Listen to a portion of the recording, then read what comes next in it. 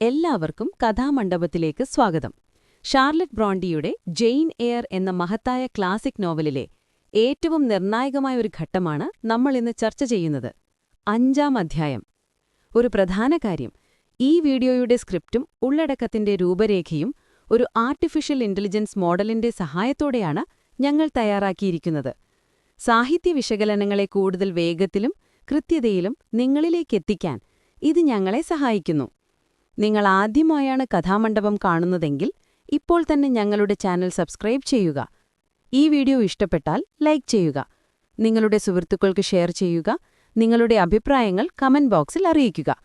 നിങ്ങളുടെ പിന്തുണയാണ് ഞങ്ങളുടെ പ്രചോദനം. ഗേറ്റ്സ് ഹെഡിൽ നിന്ന് ഞാൻ പോന്നതും എന്റെ ജീവിതം തന്നെ മാറിമറിഞ്ഞതും ആ കഥയാണ് ഞാൻ പറയാൻ പോകുന്നത്. എന്റെ ജീവിതത്തിലെ ആ മറക്കാനാവാത്ത ആദ്യ ദിവസത്തിന്റെ കഥ.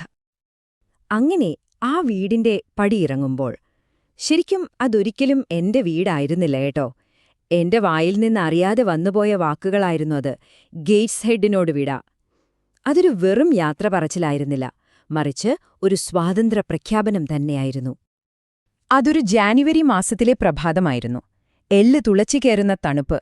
നേരം വെളുക്കുന്നതിനു മുൻപേ തുടങ്ങിയ ആ യാത്ര ഞാൻ അതുവരെ കണ്ടിട്ടുള്ള, എനിക്കറിയാവുന്ന ഒരേ ഒരു ലോകത്തിൽ നിന്ന് എന്നെ പറിച്ചെറിയുന്നത് പോലെയായിരുന്നു. അപ്പോൾ ബെസ്സി എന്നോട് ചോദിച്ചു, മിസ്സസ് റീഡിനോട് യാത്ര പറഞ്ഞില്ലേ എന്ന്. എന്റെ മനസ്സിലുണ്ടായിരുന്ന ദേഷ്യവും വെറുപ്പും ഒന്നും ഞാൻ മറച്ചുവെച്ചില്ല. സത്യമങ്ങ് പറഞ്ഞു.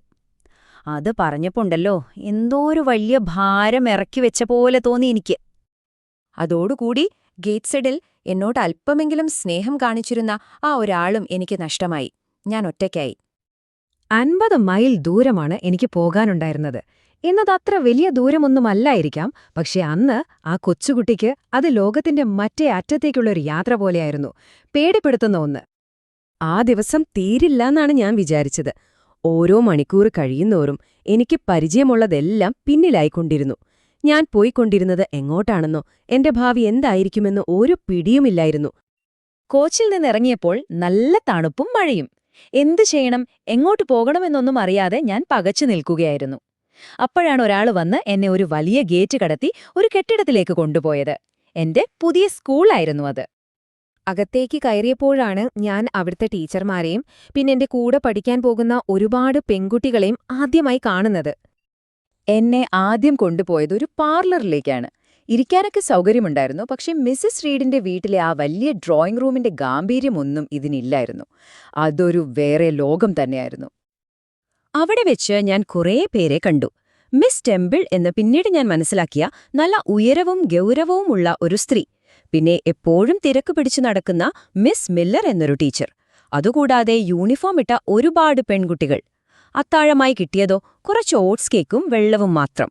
ശരിക്കും പറഞ്ഞാൽ അതൊരു പുതിയ ലോകം തന്നെയായിരുന്നു.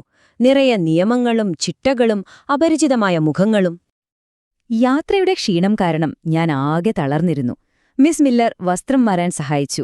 ഒരു വലിയ മുറി നിറയെ കട്ടിലുകൾ. അതിലൊന്നിൽ കിടന്നതും ഞാൻ ഉറങ്ങിപ്പോയി. ചുറ്റും കനത്ത ഇരുട്ട്. ഗേറ്റ്സെഡിന് പുറത്തുള്ള എന്റെ ആദ്യത്തെ രാത്രി. ഒന്നും ഓർമ്മയില്ല. സ്വപ്നങ്ങളൊന്നുമില്ലാത്ത നല്ല ഉറക്കം. പുലർച്ച. നേരം വെളുക്കുന്നതിനും എത്രയോ മുൻപ്.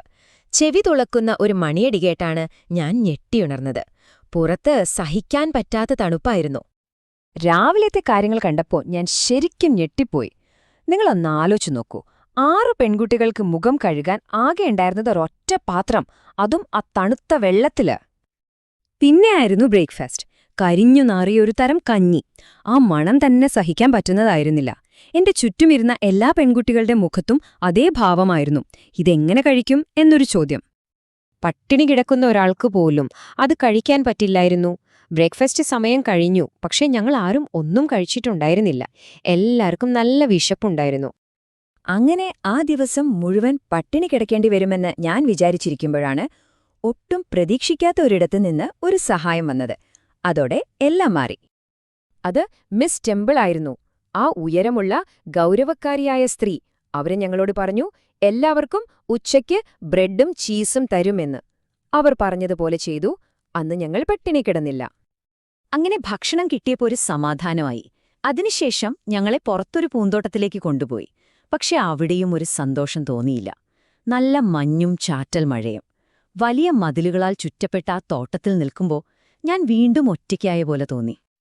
അവിടെ വെച്ചാണ് ഞാൻ ആദ്യമായിട്ട് മറ്റൊരു കുട്ടിയോട് സംസാരിക്കുന്നത്. അപ്പോഴാണ് ഞാൻ ഒരു കാര്യം ശ്രദ്ധിച്ചത്. വാതിലിന് മുകളിൽ ഒരു കല്ലിൽ എന്തോ എഴുതി വെച്ചിരിക്കുന്നു. അതെന്താണെന്ന് ആ കുട്ടിയാണ് എനിക്ക് പറഞ്ഞു തന്നത്. ഇതൊരു ചാരിറ്റി സ്കൂളാണെന്നും അനാഥരായ കുട്ടികളെയാണ് ഇവിടെ പഠിപ്പിക്കുന്നതെന്നും. അപ്പോഴാണെനിക്ക് കാര്യങ്ങൾ ശരിക്കും മനസ്സിലായത്. ആ ദിവസത്തെ ബാക്കി കാര്യങ്ങൾ ഏതാണ്ട് ഒരേപോലെയായിരുന്നു. ഉച്ചയ്ക്ക് ശേഷം 5 മണിവരെ ക്ലാസ്. പിന്നെ ഒരു ചെറിയ കപ്പ് കാപ്പിയും ഒരു കഷ്ണം ബ്രെഡും. കുറച്ചുനേരം കൂടി പഠിത്തം, പ്രാർത്ഥന, പിന്നെ ഒരു ചെറിയ ഓട്സ് കേക്ക്. അത് കഴിഞ്ഞുറങ്ങാൻ പോകും. സത്യം പറഞ്ഞാൽ രാവിലെ എഴുന്നേറ്റപ്പോൾ ഉണ്ടായിരുന്ന അതേ വിശപ്പോടെയാണ് ഞാൻ അന്നും ഉറങ്ങാൻ കിടന്നത്. അങ്ങനെയായിരുന്നു ലോവ്ഡിലെ എന്റെ ആദ്യത്തെ ദിവസം.